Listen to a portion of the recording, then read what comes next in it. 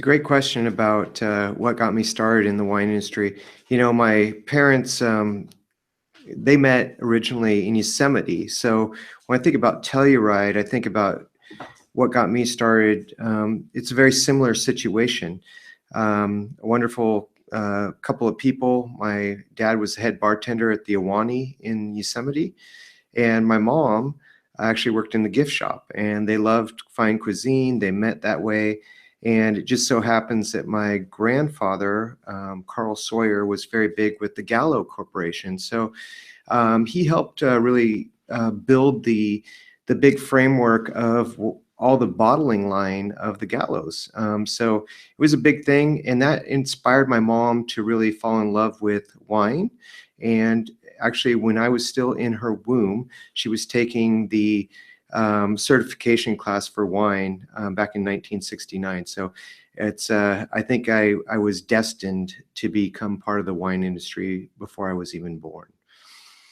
So what got me started as far as my real, scholastical type of life, and would I ever become a winemaker with my passion for wine? It's an interesting question, and really, how does that fit into my life scale? I went to University of California, Davis, the top wine school in the nation.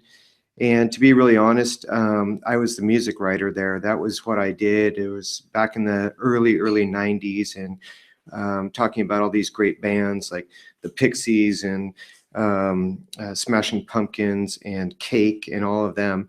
And so a lot of winemakers today even say, Chris, you taught me a lot about wine, and you also taught me a lot prior to that about music. So that's what I was doing at UC Davis. But because I wrote well, they decided to have me start doing some stories on the wine whole program there, which I did not know at that point was one of the top ones in not only in the nation, but in the world.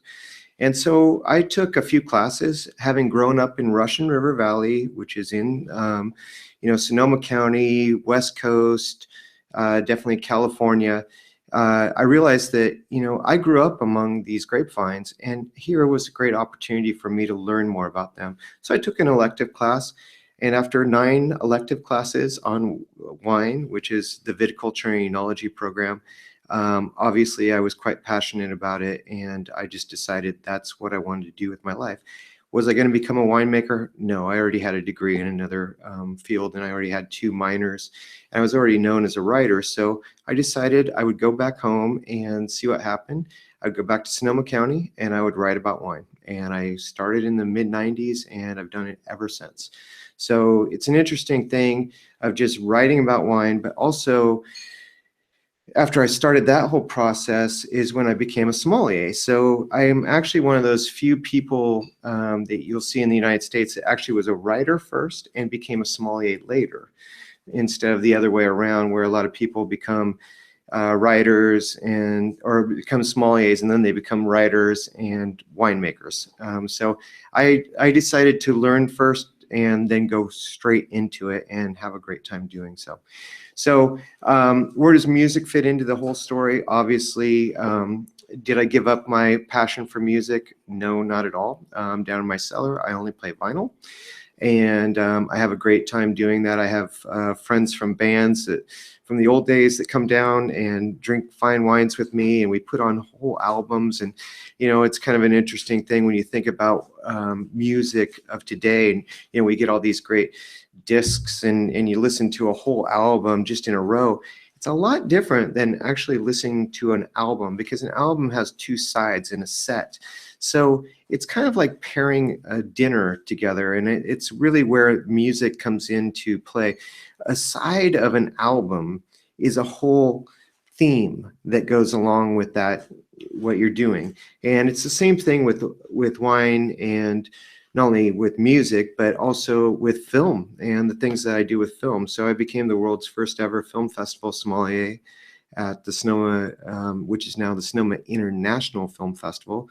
But I work with Napa Valley Film Festival and all these great organizations. They've done a lot of stories on me in different magazines like The Hollywood Reporter and USA Today and MSNBC and all these kinds of different magazines have done stories on me, because when you really think about it, with movies, we throw a DVD in and we push play, and at the same time we open a bottle of wine.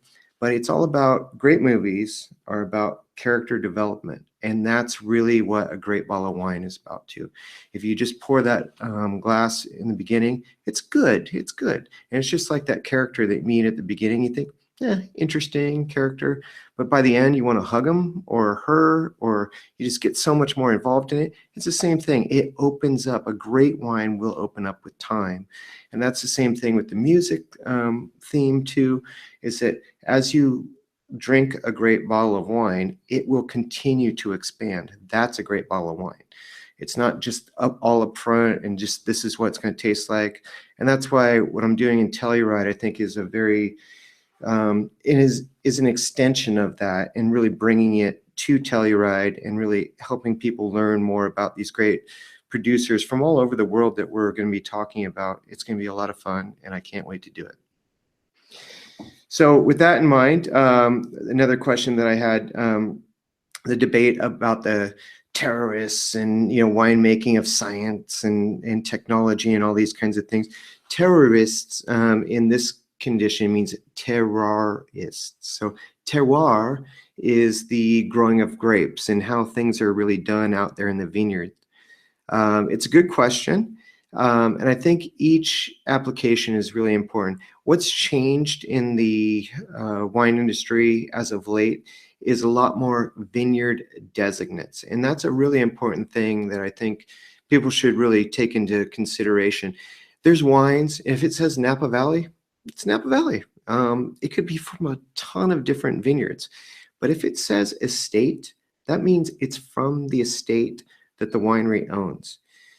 If it says Napa Valley and a specific vineyard, like the Dollarhide Ranch, which we're going to be tasting from St. Superi, that's an amazing vineyard. It's its own entity.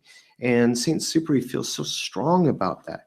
And it's the same thing. We've got Aaron Jordan from Fela Wines with his Syrah. It's from the Fela estate. He knows exactly what happens there with that Syrah. And why it's such an important Syrah for him is because he manages it. He has complete control over it. And if it's going to be a great wine, it's all based on what he does to it. So I think that's really what, to me, terroir or terroirists, as they call themselves, like organic, biodynamic, sustainable farming practices. I hope everyone's following those rules as it is. We don't want to use chemicals. We don't want to use these things. It's what I've learned through the years is, would you raise your family in that vineyard? Would your dogs run around in that vineyard? If you say no to that, then you're not really treating those vines very well. So with that being said, what should enologists and other, rebellious groups of California wine lovers expect from what we're going to be doing here? And how does it match up with things that Robert Parker feels are his best kinds of wines? I think what makes me a little bit different from some others is that I'm not only a sommelier, but I'm also a writer. And my experience as far as being a sommelier is very diverse. It's working with great chefs, and that's why I love working with great chefs. What I did with Food Network and what I've done with great chefs through the years, over the past 23 years, has been really important to me. But as far as big wines and all of these kinds of things, there's a place for them. But if we ate steak every single meal of our lives, that would be great for big wines. But that's not exactly what's happening right now. And I think it's because the food culture has developed so much that there's so many things that are exciting to be eating now that we would never have said were exciting 20 years ago, when I kind of started into this whole process of learning from all these great chefs. And I think what we've got in front of us is some of the greatest food we've ever tasted in our lives. And I mean, that's where this track that we're on right now. And so finding the best wines for them are not always the high point wines. And I say that because A lot of those high point wines are wines that you need to age. And what good do they do for us unless we got tons of decanters all around Telluride? Let's taste the stuff that's ready now. Let's taste ones that have the ageability because they are complex. But let's also do things that and pour great wines that can really complement the foods and the types of cuisine that these chefs are going to be showcasing. And that's what makes me really happy, is really showcasing these kinds of flavor profiles and doing my job, my due diligent job as a sommelier to complement chefs. And that's what I really am best at. So there we go on that little question. The next question that I had put in front of me, which is a good one. How would I tempt my guests about the caviar dinner? Well, I will just say this. I've never experienced a caviar dinner like this one is set up to be. There's 5 courses. Basically, you start out with an amazing appetizer course. But as we go into it with some amazing fish dishes, there's a potato dish with bacon. I say bacon to people, and they usually go, let's talk.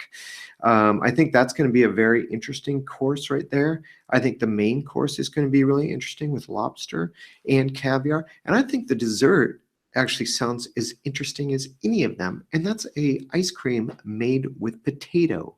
Go figure that.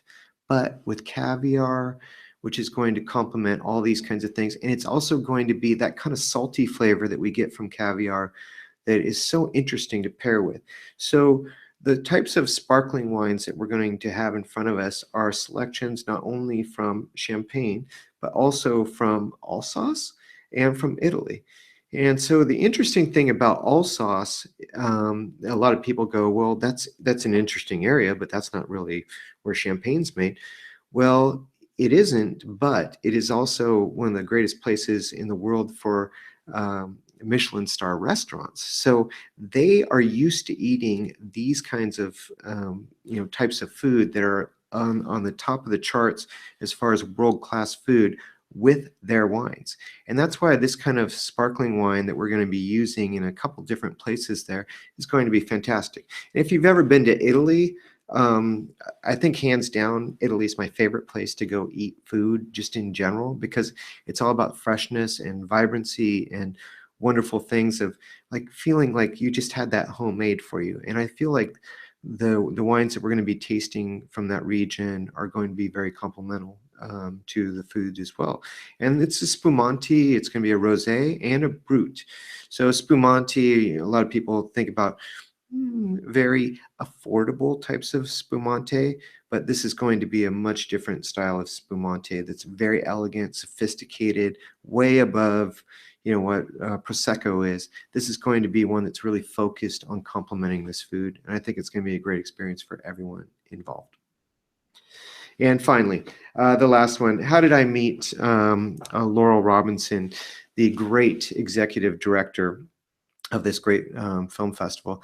Well, I'll tell you this. It was at the Napa Valley Film Festival. It was last year, and it was the debut of the movie Psalm in the Bottle, which is the new part of the series. The first series, I actually introduced the 3rd showing of it in the nation. Actually, I was with Ian Cobble and Sabato. 2 great sommeliers, and I were in Mendocino County, and I introduced that. And for this one, the newer version, which I feel is a much better user-friendly version of this kind of movie, I actually saw the debut of it, and so did Laurel in Napa Valley, and we saw when it debuted to the nation. And I feel like it's a great movie, and meeting Laurel there, we got to know each other because of Jean-Charles Boisset too, and this great dance party that happened at the Napa Valley Film Festival as well.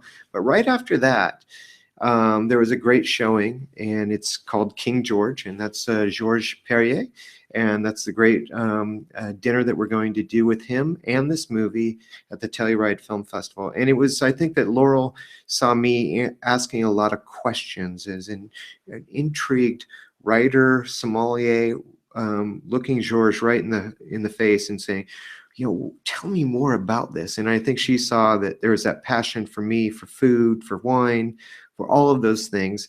And she said, can I get you to come up to Telluride with me? And that was a great honor to be asked that. And that's why I'm so excited to be there with everyone.